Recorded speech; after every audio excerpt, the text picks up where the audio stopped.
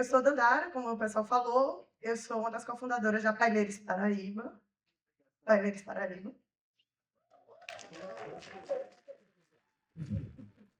Eu sou paraibana, sou campinense, eu sou da cidade de Campina Grande e eu sou muito bairrista, então estou muito feliz de estar nesse palco para poder olhar nos olhos de todas as minhas amigas de Pernambuco e dizer que eu sou da cidade do maior e melhor São João do mundo. 38 dias de festa. É isso. Outro ponto muito importante é que eu sou empregada de gerente Paloma, essa gata aqui, e Francisco Moedas, que é aquele gato ali. Gerente é obviamente é minha gerente, e Chico é o financeiro. Eu sou taurina, que é um ponto muito importante também, e eu sou extremamente intolerante à lactose. Então, eu sempre trabalho perto dos coffee breaks, e eu fico um pouco triste quando eu tenho poucas opções sem lactose nos eventos. Fiquei sabendo. Ontem na Paileiros Conf, a Aline falou sobre uma palestra minha que é de calcinha preta, com forró. E aí acho que é importante trazer isso. Eu sou uma grande fã de calcinha preta e faço playlists. Se você botar bit.ly/spotdantes, você acha o meu Spotify. Eu sou muito apaixonada por comunidade de tecnologia, principalmente por essa comunidade aqui. É meu xodó. E por último, e definitivamente menos importante, eu sou analista de dados por obrigação capitalista. E aí, como é que eu vim parar aqui? E eu juro que isso é importante para trazer para vocês o tom do tema que eu estou trazendo. Em 2006, quando eu era uma mini Dandes, eu tinha 9 anos e esse foi meu primeiro contato com o computador.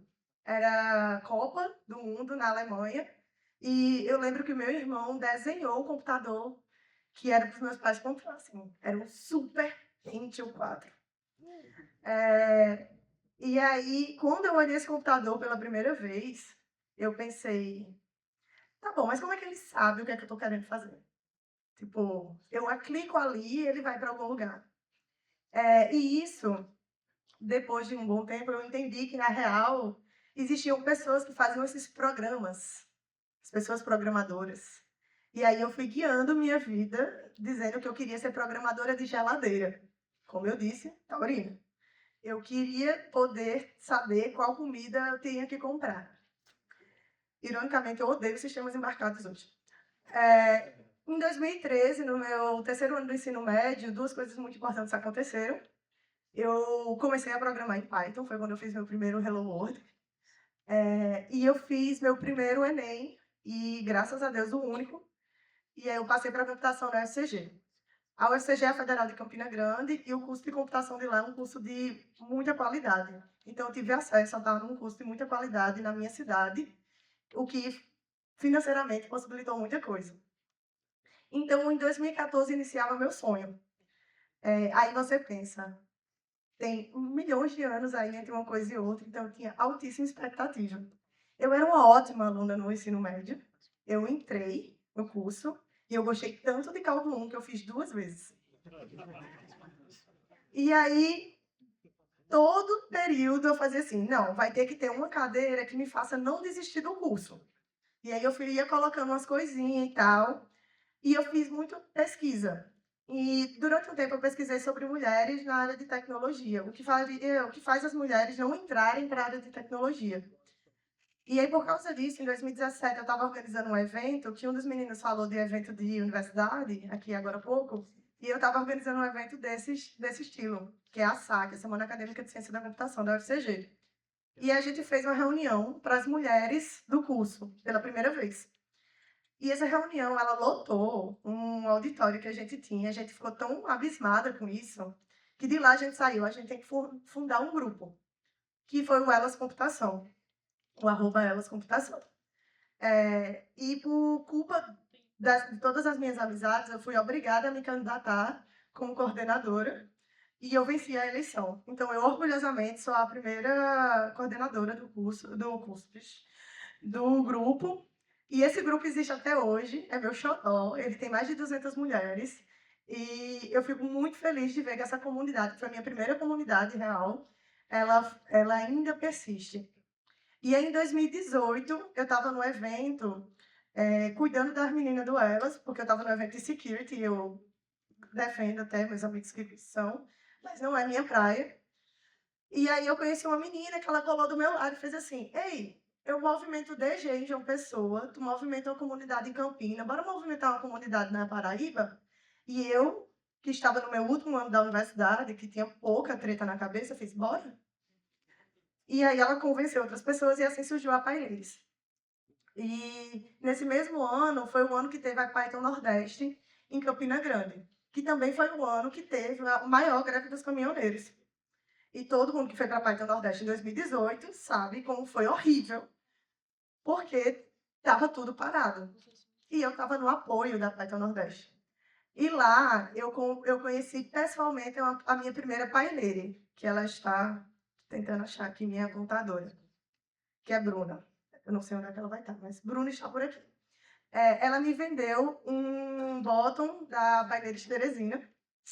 Olha só onde eu tô. E aí eu fiquei tipo, nossa, que galera legal.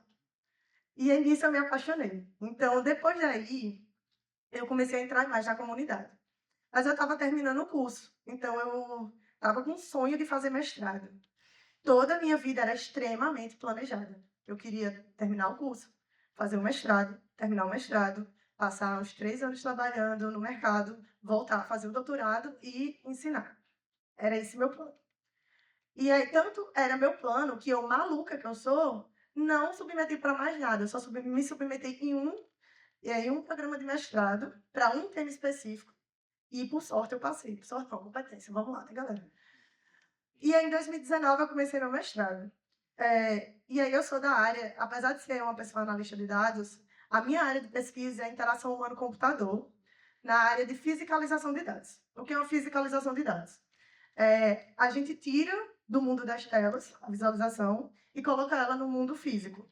Uma das minhas fisicalizações que eu fiz no meu PIBIC era uma árvore de assédio. Campina Grande tem um espaço público que se chama Açude Velho, que a gente coletou várias casas de assédio nesse espaço e a gente construiu uma fisicalização, que eram árvores que mostravam as histórias desses assédios. Então, as pessoas passavam, interagiam com isso e evocavam emoções, né? Seja revolta, seja tristeza, seja surpresa. E eu amava isso. E aí eu entrei no mestrado pensando em fazer a oficina de visualizações de dados, de fisicalização de dados para grupos minoritários. E era perfeita a ideia, porque eu já tinha uma base boa, estava estudando várias coisas, mas aí teve um detalhe muito importante aqui. 2020 teve a pandemia. E eu não tinha como fazer essas oficinas presencialmente com as pessoas, isso era chave. E acabou que muita coisa foi acontecendo, o meu juízo foi acabando, e em 2021 eu desisti do mestrado. Então, meio que deu tudo errado. E aí, desistir por muito tempo era algo que eu não falava sobre. Desistir do mestrado, depois de muita reflexão, eu entendi que não foi o fim. Não foi um grande fim, meu Deus, perdi tudo. Também não foi o começo, né? Uma vibe coach de, pô, começou, agora é a nova fase. Isso foi uma parte, assim, uma parte. E eu aprendi muito nessa parte. A primeira foto aqui sou eu postando que passei no mestrado. E essa daqui era a minha mesinha do mestrado, com adesivos do Elas ali, inclusive. E passando a régua, né? Levando minhas coisas embora já. E aí, eu sou uma pessoa de comunidade daqui. A comunidade é minha casa. Gente, eu tô com a voz horrível, porque essa comunidade me levou ontem para Raquel dos Teclados, tá? É minha casa, tô dizendo a vocês. Essa comunidade, ela teve na minha vida em todos os momentos, desde que eu a conheci. Foi aqui onde eu fiz muitas amizades, onde eu tive várias discussões filosóficas, onde eu consegui emprego, onde eu chorei no pé do ouvido de um monte de gente. E por muitas vezes foi essa comunidade que me salvou. Peraí, eu vou chorar um pouquinho. E foi nessa comunidade também que eu aprendi que todo conhecimento é válido. Então, quando eu recebi o convite, num dia de 6 horas da manhã, enquanto eu estava lavando meu cabelo, mandou de noite. Eu fiquei refletindo, pensei em várias coisas e eu decidi que eu queria fazer as pazes com o meu mestrado, a partir dessa ideia de que todo conhecimento aqui é válido. Então, eu vou compartilhar agora com vocês um pouco do que eu comecei aprendendo no mestrado e que eu sigo aprendendo até hoje. E aqui tem a foto do meu notebook, que nitidamente é um pouco pythonico. Então, apresento a vocês o tema da minha palestra, que é We Should All Be Data Feminists. Sejamos todas pessoas feministas de dados. Obviamente, é um trocadilho com o Chimamanda, com We Should All Be Feminists, e trazendo um pouco desse Data Feminist, que um dos meninos citou também isso. Na época do meu mestrado, o livro Data Feminist estava sendo escrito de forma colaborativa. Então, isso foi muito a base do meu mestrado na época. Vamos lá. Bom, então primeiro eu vou falar para vocês, a gente fazer aqui uma espécie de alinhamento. Falar sobre dados, lacunas e o feminismo. Então, dados, muita gente confunde o que é dado como o que é uma informação. A real é que os dados, ele é a parte mais bruta da história. Quando a gente coloca algum conhecimento prévio em cima disso, aí sim a gente tem uma informação. Então, aqui eu vou falar muito sobre esse processo anterior, antes de chegar naquele momento, seja num dashboard, seja num jornal, seja onde for. Eu não estou querendo falar da informação, eu quero falar sobre todo o processo do dado. E eu amo muito esse print do Sebrae. Cadê? Bom, e aí, em geral, a gente considera os dados de formas agregadas, então, aquela análise que a gente faz, como fonte da verdade, como o espelho da verdade. Mas será que eles de fato eles são? E aí, meu primeiro questionamento sobre isso é porque a gente tende a acreditar que quando o dado chega para pessoas analistas, para pessoas cientistas, ele já está perfeito, é isso. Tudo que eu fizer em cima dele, a partir de agora, reflete aquele espaço que eu peguei. Seja um espaço amostral da sociedade, seja de números totais, que seja. Bom, e aí falando um pouco sobre as lacunas. Eu trouxe 4 perguntas, uma vibe bem Globo Repórter. O que é a lacuna nos dados, como ela acontece, por que acontece, quem são os responsáveis. Quando a gente está falando das lacunas dos dados, a gente está pensando durante todo o processo da construção dos dados, né, de todo o pipeline que esses dados levam até chegar na mesa no final do dia, que todos os processos que acontecem, eles limpam os dados. E por muitas vezes essa limpeza acaba retirando ou ainda mais evidenciando a falta de representatividade desses dados. E aí, sobre por que acontece, que são os responsáveis, são sendo os próximos capítulos. E aí, por último, não menos importante, feminismo, que Chimamanda já fala, né? Uma pessoa feminista é uma pessoa que acredita na igualdade social, política e econômica dos sexos.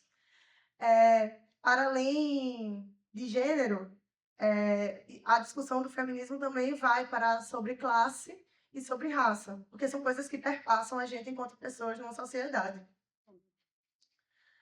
Bom, e aí, o Data Feminism, o feminismo de dados, ele não é só sobre mulher. Ele não é apenas para mulher, ele não é apenas sobre gênero, e ele fala, na verdade, sobre poder, sobre quem tem e quem não tem poder.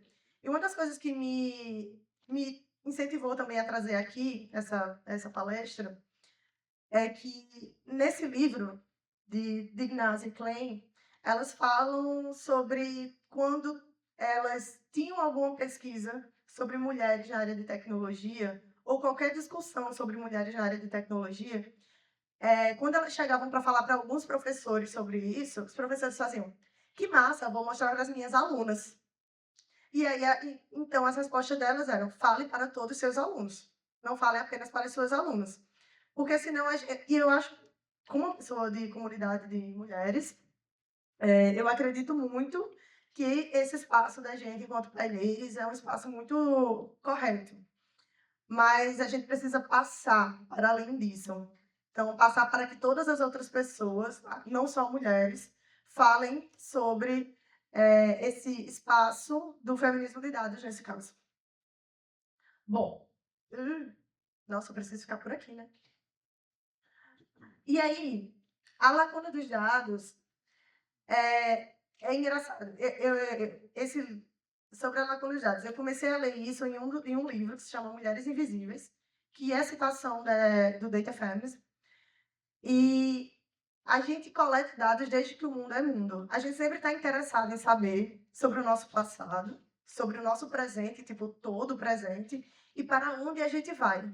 Seja seja sobre comportamento, seja sobre vendas, seja sobre qualquer coisa. Principalmente agora, que tudo, meu Deus do céu, tudo é um chat GPT, tudo é IA.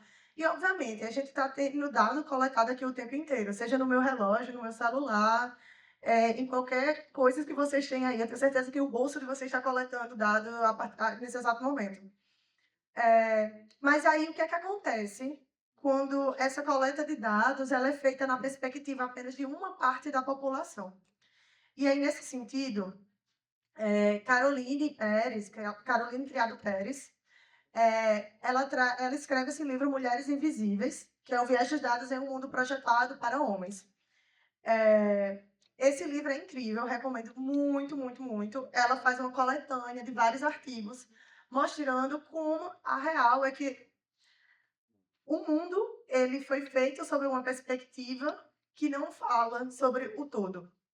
Então, nos últimos 40 anos foram realizados diversos estudos em diversas línguas, onde o masculino ele é genérico, basicamente que quando a gente bota o masculino, a gente está falando que é uma língua neutra.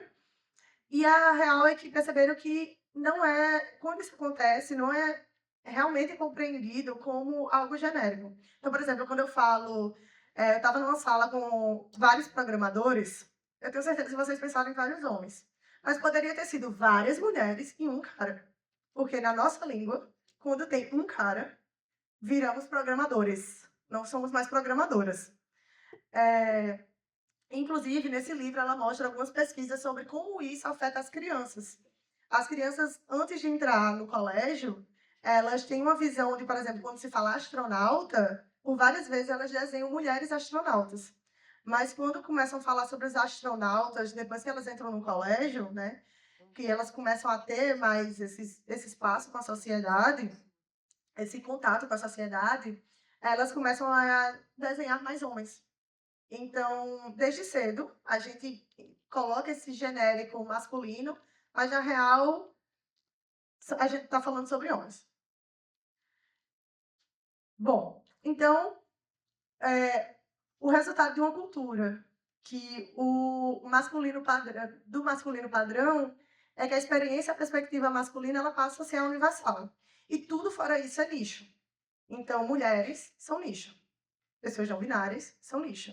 E a gente sabe, quando eu falo aqui do homem padrão, tem várias coisas aqui também que levam para o padrão. É importante botar essa estrelinha nisso também. E tudo fora isso é lixo. Tudo fora isso acaba sendo aquela minoria. Mesmo que até em número possamos não ser minorias. E aí eu estou trazendo alguns exemplos. Vou trazer 2 exemplos de como esse sexismo ele atinge a gente no nosso cotidiano e também um pouco sobre como isso pode acarretar na nossa vida profissional. O primeiro exemplo é de uma cidade na Suécia chamada Karlskoga, onde uma iniciativa a favor da igualdade de gênero fez as autoridades refletirem sobre como o simples ato de tirar neve era algo sexista. Nesse sentido, basicamente o que aconteceu foi que um grupo de pessoas, ativistas, levantaram assim e fez, olha, a gente acha aqui que vocês estão erradaço da forma que vocês estão tirando as neves depois da nevasca. E aí eles riram, as autoridades riram e fizeram, tá bom, o que é que vocês querem que a gente faça? E aí a real é que, assim, nessa cidade, era quando a forma de tirar a neve era, tirava primeiro das ruas, todas as ruas, depois tirava das calçadas. E como é que isso favorecia os homens? em geral, os homens eles são detentores são, em sua maior parte, detentores dos carros, das motos, de meios de transporte particulares. E os homens eles se movimentam saindo da sua casa, do seu trabalho para sua casa. Enquanto as mulheres, elas, por mais que elas tenham um trabalho fora, elas são responsáveis pelo, pelo cuidado, pelo todo o trabalho invisível. Então, se ela é mãe, em geral é ela que vai levar no colégio. Se algum parente adoece, em geral é ela que vai cuidar. Se precisa fazer feira, em geral é ela que vai parar no mercado. Isso faz com que as mulheres elas andassem mais pela cidade e como elas também não são maioria no transporte privado e sim maioria no transporte público, elas precisavam andar para chegar até um ponto de ônibus. E simplesmente dificultava o fato de ter muita neve nas calçadas. E aí, a prefeitura, né, fez, tá bom, beleza, então vamos ajustar o cronograma. Eles fizeram a inversão. O que aconteceu foi que não teve nenhum problema para as ruas, e as ruas continuaram sendo limpas, mas facilitou e muito a vida das mulheres.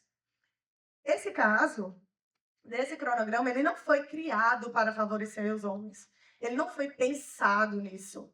Mas o fato de só ter sido planejado por homens, que não conhecem a forma de se movimentar dentro de uma cidade, acabou que as mulheres elas sofreram. Então, esse é um exemplo muito simples, que eu nem estou falando de algoritmo aqui. Um segundo caso é sobre as cidades. Esse eu achei muito interessante porque ela citou o Brasil. Sobre os conjuntos habitacionais de Minha Casa Minha Vida. Engraçado, porque, obviamente, conjuntos habitacionais são muito importantes. E esse caso específico, ela cita sobre mulheres do Rio de Janeiro. O simples fato de existir esses conjuntos habitacionais e como eles são planejados acabam afastando as mulheres de seus empregos formais.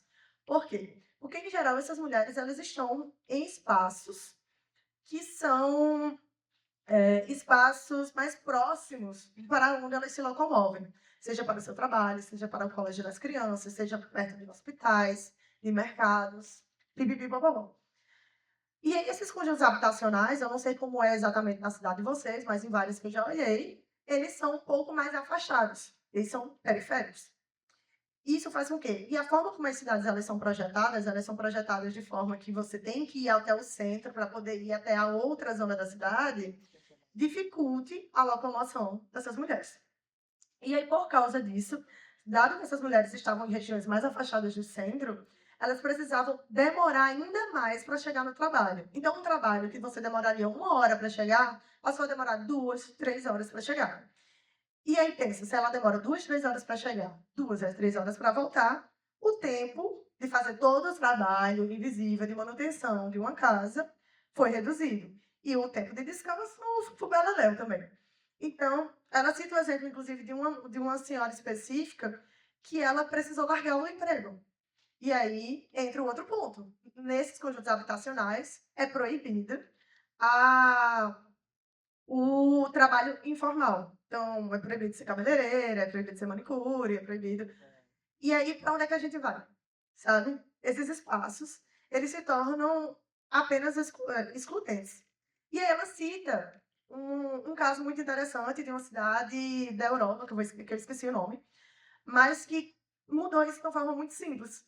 Construiu um conjunto habitacional que permitisse que a locomoção das pessoas, né, dos não homens, fosse muito mais tranquilo. Então, tinha mercado próximo, incentivo ao trabalho lá dentro, tinha o meio de transporte mais próximo também. Então, tudo isso planejado facilitou. Então, coisas que poderiam estar sendo feitas aqui. E aí, novamente, não foi construído para que as mulheres não fossem minimamente felizes. Mas acabou acontecendo. E aí também, falta de mulheres no poder, né? Para aqui para olhar e dizer, ei, galera, meio pai essa ideia aqui, viu? E aí, chegando um pouco mais para perto da gente, o sexismo nas carreiras. Tem uma pesquisa que mostra que mais de 40% das mulheres deixam as empresas de tecnologia depois de 10 anos, enquanto os homens são cerca de 17%. E não é porque as mulheres não gostam de tecnologia, a gente aqui é prova disso. A gente ama tecnologia, a maior parte, assim, espero, mas a gente principalmente ama ganhar dinheiro com tecnologia. E não é por não gostar do trabalho, mas por causa, e aí citando os motivos que essas mulheres, né, em sua pesquisa, na pesquisa falaram, por causa das condições de trabalho, da sabotagem dos chefes e de se sentirem estagnadas na carreira. E aqui eu realmente duvido que alguém, alguma mulher aqui não foi ou não conhece uma mulher que já, tipo, desanimou geral da carreira por causa de um chefe meio otário, por sentir que tem um cara que ele, em teoria, é do mesmo nível que você, mas ele é um babaca e você tá ali se lascando, fazendo um monte de coisa que você não é reconhecida. E aí ela cita mais outras pesquisas que mostram que o mesmo feedback, com o mesmo adjetivo para mulheres e para homens são atribuídos de forma diferente. Então, por exemplo, quando a mulher é incisiva, ela é prepotente, né? Então, assim, olha, baixa um pouquinho o tom, você está sendo muito incisiva. Enquanto quando o cara é incisivo, nossa, você sabe muito o seu ponto de vista. Você é muito incisivo. E aí, na área acadêmica, pensando também, né, na parte de dados, de quem constrói dados, a pesquisa é uma parte muito de trabalhar com os dados. Na área acadêmica, o período dedicado para a evolução de carreira acaba também se tornando um obstáculo quando essas mulheres querem gerar filhos. Por quê?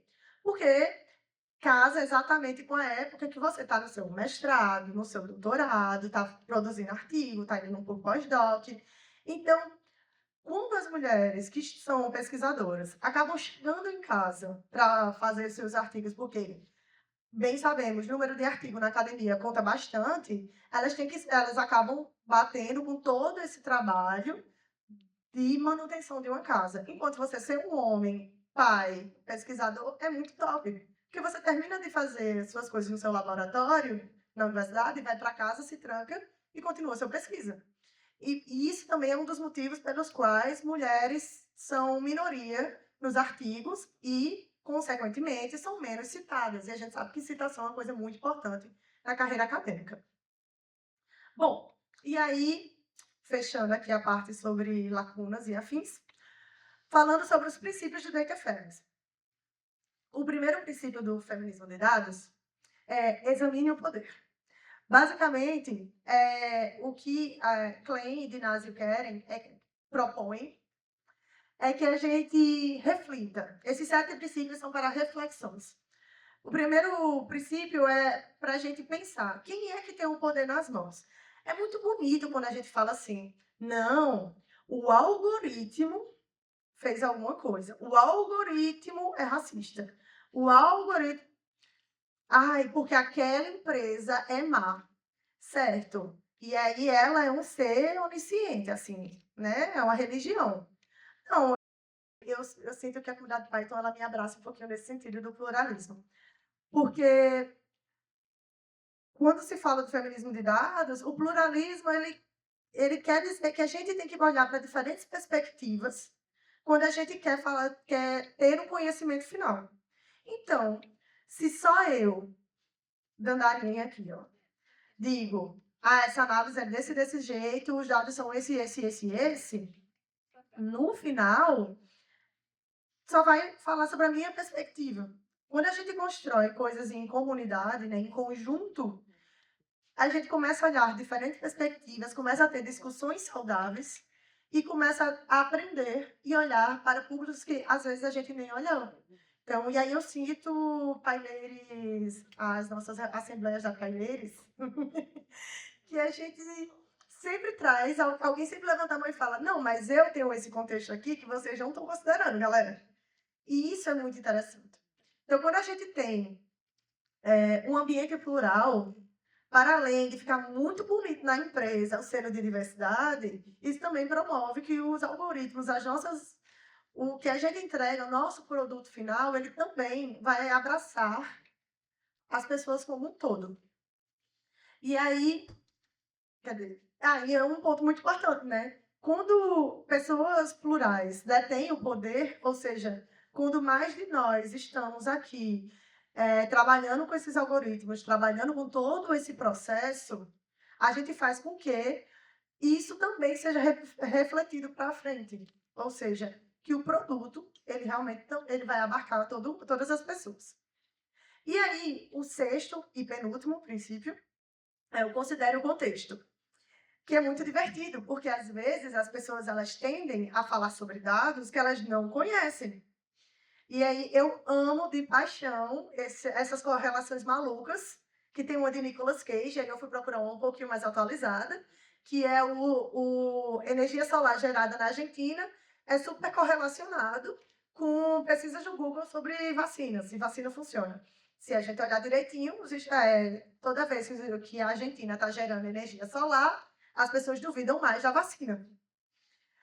E isso é muito importante, porque é bizarro isso, obviamente, mas isso está no nosso cotidiano, gente. Então, pessoas que nunca trabalharam com a área de saúde, serem pessoas que falam sobre a área de saúde, não faz um pingo de sentido. Então, quando a gente pensa na formação dos nossos times, o feminismo de dados, ele convida isso também, para que quando a gente vai abordar um tema específico, tenha alguma pessoa que conhece esse tema específico. E aí, muito importante, as análises elas não devem ser feitas olhando apenas para o número. Que é muito bonito, eu vou aplicar aqui uma limpeza de não sei o quê, vou aplicar um registro de não sei o que lá, vou aplicar esse algoritmo de pipipipopopó e vai ter um resultado. Beleza, vai ter um número aí. Mas ele reflete o quê no final do dia? E dados sem contextos, eles são apenas números, não gera nenhuma informação. E aí, por último, e definitivamente não menos importante, dê visibilidade ao seu trabalho. E aí, é engraçado, porque subindo nesse palco, eu me mato de vergonha, minha psicóloga vai ficar muito feliz, eu espero. Porque eu morro de vergonha de dar essa visibilidade dessas coisas que eu tanto já pesquisei. Mas é importante, porque quando a gente começa a falar sobre esses processos que existem antes da informação chegar, e aí lembrando, dado, bruto, informação, aplicando perspectivas. Então, quando a gente fala de todo esse processo da coleta, da limpeza, da análise, da conversa, de passar para o C-Level, de informação, depois, quando tudo isso acontece, e a gente fala sobre isso, a gente começa a realmente dar visibilidade e, então, importância para todas essas etapas. É muito bonito eu dizer assim, recebi esse problema e a resposta é essa. E não dizer, olha, recebi esse problema, eu falhei miseravelmente em tantas as coisas, precisei de ajuda de várias outras pessoas, e isso aconteceu. Quando a gente começa a falar disso, a gente também começa a dar o merecido crédito às pessoas que foram envolvidas em todo esse processo e por tantas vezes foram excluídas. E aí, depois disso tudo, eu convido a gente, então, a entrar na parte reflexiva aqui da coisa. E aí, quem quiser continuar essa conversa no Paibá, que vai ser belamente patrocinado pela Vinta, pode me chamar. Então, qual é o nosso papel? Lindo demais, todo mundo fala, minha empresa é data-driven, minha empresa é AI first.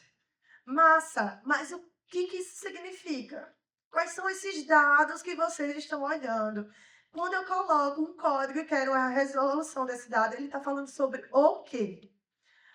Nenhum dataset, nenhuma visualização, nenhum algoritmo, nada é trabalho de uma só pessoa, e agora de um copilot. Nada é só de uma pessoa e um copilot. Tudo é um trabalho conjunto. Então, eu quero aqui incomodar vocês para a gente começar a pensar sobre quando a gente fala desse trabalho conjunto, quem são as pessoas que estão à nossa volta, o que é que isso representa, o que é que a gente conversa com isso. Então, como é que essas pessoas que trabalham diretamente com os dados, no caso, nós, pessoas de tecnologia, como é que a gente pode realmente contribuir para que essa história aqui de problemas, vieses, lacunas e tantas coisas, elas diminuam. Porque a gente sabe que isso não vai acabar, né? O mundo é mundo, não vai acabar. Mas como é que a gente faz para que isso diminua? E aí, criticando também a galera de produto e design, que é meu hobby, essas pessoas elas têm também o poder de perpetuar vieses. né? Elas não estão codando, mas elas perpetuam vieses. Então, como é que a gente também questiona ou até traz essas pessoas para a roda aqui para conversar, para que a gente possa diminuir essa perpetuação desses vieses? E aí, por fim, de verdade, mentira, ainda falta coisa. Então, amarrando tudo, a lacuna dos dados ele é um problema que ele é retroalimentado. E ele leva a uma visão de mundo onde as minorias sociais elas são apenas nicho. Elas não são pessoas. Porque quando eu falo humano, eu estou pensando no homem, né? Então, as minorias sociais, elas são apenas nichos.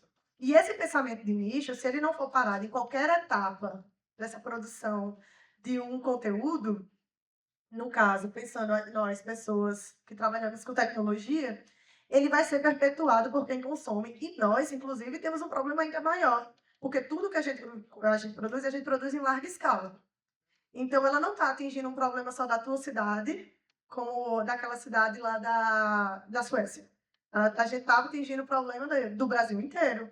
A gente está atingindo outros países, Estados Unidos, a América Latina. A gente está atingindo muito, é muito além do que só o nosso. E é também muito importante lembrar que nem tudo é código, nem tudo é computador. Nós somos pessoas. O lema dessa comunidade é que pessoas é maior que tecnologia. Então, tudo isso que eu estou trazendo aqui para vocês é para a gente refletir enquanto pessoas que detêm tanto conhecimento e que muda tanto a vida dos outros. Será que a gente está mudando a vida dos outros no sentido correto mesmo? Sabe? Ou será que a gente está só perpetuando coisas que já colocaram na gente em tantos e tantos anos? E aí eu fico a pergunta final, que é, e aí, bora fazer o quê, galera? Bom, minhas referências, Data Feminist, Mulheres Invisíveis, e vários artigos foram citados aqui, e o Spurs Correlation. E muito obrigada, comunidade. Meu Deus,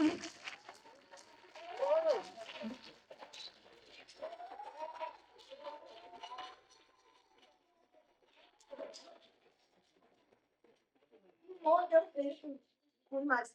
E aí a foto dos meus gatos, quando eu tentava ler para fazer essa palestra, esse é Chico Moedas tentando rasgar meu livro, e gerente que rasgou o livro. Então, quem quiser me dar um livro novo, eu aceito.